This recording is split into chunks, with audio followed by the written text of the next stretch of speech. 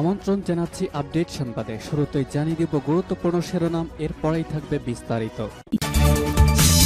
পুরোদমে Iran, Israel এবং নিরীহ ফিলিস্তিনিদের মাঝে ভয়াবহ যুদ্ধ চলছে হামলা পাল্টা হামলা।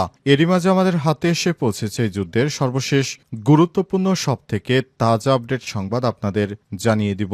প্রথমে জানাবো, গাজায় ইসরায়েলি হামলায় একদিনে প্রাণ গেল নতুন করে 94 জন ফিলিস্তিনের। গাজায় উপত্যকায় ইহুদিবাদী ইসরায়েলে লাগাতার বোমাবর্ষণ ও হামলা অব্যাহত রয়েছে। সর্বশেষ গত 24 ঘন্টায় ইসরায়েলি বাহিনী তাণ্ডবে আরও অন্তত 94 জন ফিলিস্তিনি নিহত হয়েছে, আহত হয়েছে 3 শতাধিক। ফলে মোট প্রাণহানির সংখ্যা 58,700 ছুঁই। এরপর জানাবো, সিরিয়ার সোয়াইদা থেকে পালিয়ে গেছে হাজার হাজার বেদুইন। দ্রুজ এবং নিরাপত্তা বাহিনীর মধ্যে লড়াইয়ের মধ্যে সিরিয়ার সোয়াইদা অঞ্চল থেকে হাজার হাজার বেদুইন পার্শ্ববর্তী দারাজ শহরে চলে গেছে। সিরিয়ার টেলিভিশন চ্যানেলের খবর অনুযায়ী 1000-এর বেশি আরব পরিবার দ্বারা গভর্নরেটে প্রবেশ করেছে। পরিস্থিতি মোকাবেলা এবং শরণার্থীদের অস্থায়ী আবাসন ও নিত্য প্রয়োজনীয় জিনিসপত্র সরবরাহের জন্য স্থানীয় কর্তৃপক্ষ একটি বিশেষ কমিটি গঠন করেছে। এদিকে জোটে ভাঙ্গন ইসরায়েলে পতনের মুখে নেতানিয়াহু সরকার। ইসরায়েলের সেনাবাহিনী নিয়োগ সংক্রান্ত বিতর্ক ঘিরে ফের ফাটল ধরেছে প্রধানমন্ত্রী বেঞ্জামিন নেতানিয়াহুর নেতৃত্বাধীন জোট সরকার। জোটের অন্যতম শরিক ধর্মীয় রাজনৈতিক দুইটি দল তারা ইহুদিবাদী ইসরায়েলের সংসদ ছেড়ে চলে যায়। এবার নেতানিয়াহু মারাত্মক ঝুঁকির মধ্যে পড়েছে। এদিকে ব্রাজিলের সাবেক প্রেসিডেন্ট বলসোনারোর বাড়িতে অভিযান। ব্রাজিলের সাবেক প্রেসিডেন্ট জাইর বলসোনারের বাড়ি ও রাজনৈতিক সদর দপ্তরে অভিযান চালিয়েছে দেশটির ফেডারেল পুলিশ। আজ ব্রাজিলের সুপ্রিম কোর্টের আদেশে অভিযান পরিচালনা করা হয় বলে নিশ্চিত করেছে পুলিশ। এবং সর্বশেষ জানাবো, জামাত ইসলামের সমাবেশ ঘিরে ব্যাপক প্রস্তুতি। 10 লাখ উপস্থিতির টার্গেট। ইতিমধ্যেই সোহরাওয়ার্দী উদ্যানে আসতে শুরু করেছে লাখ লাখ নেতাকর্মী। বাংলাদেশ জামাত ইসলামের সোহরাওয়ার্দী উদ্যানে শনিবার 19 জুলাই দুপুর 2টায় সমাবেশ করবে বাংলাদেশ জামাত ইসলাম। তবে আজ সন্ধ্যার পর থেকে সেখানে আসতে শুরু করেছে লাখ লাখ মানুষ। প্রিয় দর্শক, এতক্ষণ শুনছিলেন সংবাদ শিরোনাম, এবারে বিস্তারিত। তবে তার আগে বন্ধুরা, অনুরোধ থাকবে এই সংবাদটিতে একটি লাইক দিন। এই চ্যানেলে আপনি নতুন হয়ে থাকলে আমাদের সংবাদটি দেখতে দেখতে চ্যানেলটি সাবস্ক্রাইব করে রাখুন। কমেন্ট করে বন্ধুরা আপনার মূল্যবান মতামত জানিয়ে দিন আপনি বিশ্বের কোন দেশ থেকে বা বাংলাদেশের কোন স্থান থেকে আমাদের সংবাদটি দেখছেন এবং শুনছেন। আর বন্ধুরা, গাজা যুদ্ধে আপনি যদি নিরীহ ফিলিস্তিনিদের ভালোবেসে থাকেন, কমেন্টে ইয়েস লিখে বিশ্ববাসীকে জানিয়ে দিন। সংবাদটি আপনার সোশ্যাল মিডিয়া ফেসবুকে শেয়ার করে বন্ধুদেরও দেখার সুযোগ করে দিন। এবারে বিস্তারিত।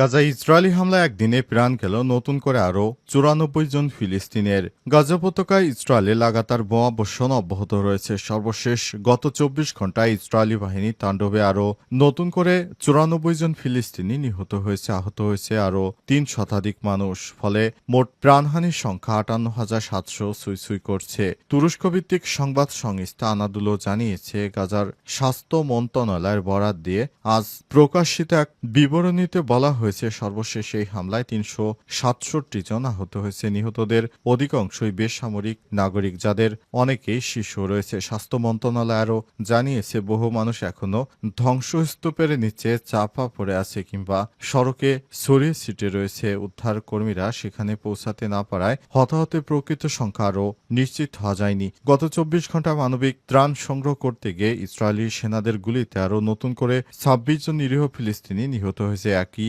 ঘটনায় আহত হয়েছে অন্তত 32 জন। চলতি বছরের 27 মে থেকে এখন পর্যন্ত এই ধরনের হামলায় নিহতের সংখ্যা দাঁড়িয়েছে 877 জনে এবং আহত হয়েছে 5666 জনে। এছাড়াও চলতি বছরের জানুয়ারিতে স্বল্প সময়ের একটি যুদ্ধবিরতি ও বন্দি বিনিময় চুক্তির কার্যকর হলেও 18 মার্চ থেকে ইসরায়েল ফের পূর্ণমাত্রায় হামলা শুরু করে। এরপর থেকে গত 4 মাসে ইসরায়েলি বাহিনী হামলায় প্রাণ গেছে আরও 7,843 জন। ফিলিস্তিনের আহত হয়েছে 27,922 জন। সিরিয়ার সোয়াইদা থেকে পালিয়ে গেছে হাজার হাজার বেদুইনরা।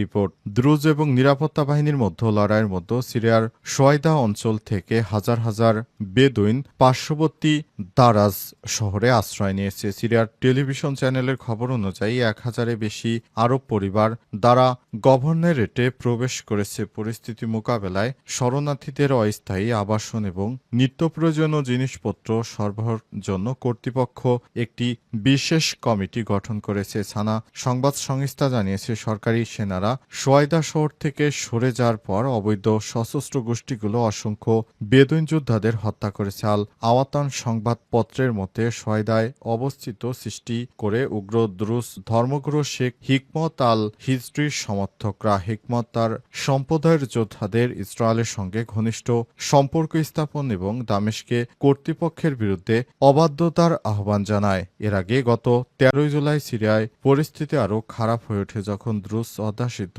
সোয়াইদায় আরব উপজাতি মিলিশিয়া এবং দ্রুজ জনগোষ্ঠীগুলোর মধ্যে সংঘর্ষ শুরু হয়। 15 জুলাই সিরিয়ার সেনাবাহিনী অঞ্চলের প্রশাসনিক কেন্দ্রে প্রবেশ করে এবং শৃঙ্খলা ফিরিয়ে আনার জন্য একটি অভিযান শুরু করে। অবস্থায় সিরিয়ার সেনা সদস্যদের সঙ্গে দ্রুজ সম্প্রদায়ের ব্যাপক সংঘর্ষ হয় এবং ইহুদিবাদী ইসরায়েল সেই সংঘর্ষে তারা দ্রুজ সম্প্রদায়কে পক্ষ দেয় এবং সিরিয়ায় একের পর এক হামলা চালিয়ে যায়। জোটে ভাঙ্গন ইসরায়েলের পতনের মুখে নেতানিয়াহু সরকার। ইসরায়েলের সেনাবাহিনীতে নিয়োগ সংক্রান্ত বিতর্ক ঘিরে ফের জোটে ফাটল ধরেছে প্রধানমন্ত্রী বেঞ্জামিন নেতানিয়াহুর জোট সরকারের। জোটের অন্যতম শরিক ধর্মীয় রাজনৈতিক দল ইউনাইটেড টোরা জুডাইজম সংসদ ও মন্ত্রণালয় থেকে পদত্যাগ করায় ইসরায়েলি পার্লামেন্টে নেতানিয়াহুর সংখ্যাগরিষ্ঠতা এখন মারাত্মক ঝুঁকিতে পড়েছে। আজ ব্রিটিশ সংবাদ মাধ্যম রয়টার্সের এক প্রতিবেদনে জানায় ইউটিজে দলের 6 সংসদ সদস্য ইতিমধ্যেই পদত্যাগপত্র জমা দিয়েছে, যা 48 ঘণ্টা পর কার্যকর হবে। তারা অভিযোগ করেছেন, সরকার আল্ট্রা অর্থোডক্স ধর্মীয় শিক্ষার্থীদের সেনাবাহিনী থেকে বাদ রাখার প্রতিশ্রুতি রাখতে ব্যর্থ হয়েছে, ফলে তারা জোটে থাকার যৌক্তিকতা হারিয়েছেন। এদিকে ইউটিজের আরেক ঘনিষ্ঠ মিত্র শাস দলও জোট ছাড়তে পারে এমন গুঞ্জন ছড়িয়ে পড়েছে। দলটিও সরে গেছে। নেতানিয়াহু নেতৃত্বাধীন জোট সরকার সংসদের সংখ্যাগরিষ্ঠতা হারিয়েছে। নেতানিয়াহু দুই দলই সরে যাওয়ার ফলে ইহুদিবাদী ইসরায়েলের প্রধানমন্ত্রী এবার চরম বিপাকে পড়েছে। তিনি মনে করেছিলেন হয়তো তার সরকারের কিছু হবে না, কিন্তু দুটি জোট সরে যাওয়াতে সংখ্যালঘু সরকারে পরিণত হয়েছে নেতানিয়াহু। এখন নতুন করে কোনো বিষয় তিনি সিদ্ধান্ত নেয়ার এখতিয়ার রাখেন না, সবকিছু তার এখতিয়ার বহির্ভূত হয়ে গেছে। জামাতের সমাবেশ ঘিরে ব্যাপক প্রস্তুতি, 10 লাখ উপস্থিতির টার্গেট। জামাতের রাতেই আসতে শুরু করেছে নেতাকর্মীরা। রাজধানীর ঐতিহাসিক সোহরাওয়ার্দী উদ্যানে শনিবার 19 জুলাই দুপুর 2টায় মহাসমাবেশ করবে বাংলাদেশ জামাত ইসলাম। এই সমাবেশে 10 লাখের বেশি মানুষের উপস্থিতি নিশ্চিত করতে চায় দলটি। এই লক্ষ্যে দেশব্যাপী ব্যাপক প্রস্তুতি, প্রচার ও মাঠ পর্যায়ে কাজ গুছিয়ে এনেছে জামাত। ইতিমধ্যেই জামাতের নেতাকর্মীরা ঢাকার সোহরাওয়ার্দী উদ্যানে আসতে শুরু করেছে। মুখরিত হয়ে উঠেছে সোহরাওয়ার্দী উদ্যান। সমাবেশ থেকে 7টি দাবি জানাবে জামাত ইসলাম। সমাবেশে 7টি গুরুত্বপূর্ণ দাবি তুলে ধরে জামাত। দাবিগুলো হচ্ছে, 2024 সালের 5 আগস্টের পূর্ববর্তী গণহত্যার বিচার নিশ্চিত করতে হবে, রাষ্ট্রের সার্বভৌমত্বে মৌলিক সংস্কার আনা, 2 ঐতিহাসিক জুলাই সনদ এবং ঘোষণাপত্র বাস্তবায়ন করতে হবে, 4 জুলাই অভ্যুত্থানে শহীদ ও আহতদের পুনর্বাসন করতে হবে, 5 পিআর পদ্ধতিতে নির্বাচন, 6 প্রবাসীদের ভোটাধিকার নিশ্চিত করা এবং 7 রাজনৈতিক দলগুলোর জন্য সমান সুযোগ ও লেভেল প্লেইং ফিল্ড নিশ্চিত করা।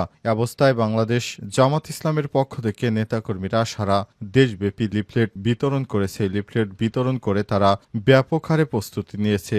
জানা গেছে, সারা দেশব্যাপী শুধুমাত্র 10,000 বাসই রিজার্ভ করা হয়েছে। তবে বাংলাদেশ জামাত ইসলামের সেক্রেটারি জানিয়েছেন, আগামীকাল সারা দেশব্যাপী যানজট নিয়ে সাধারণ মানুষ যে দুর্ভোগে পড়বে তার জন্য তিনি আগে থাকতেই ক্ষমা চেয়েছেন।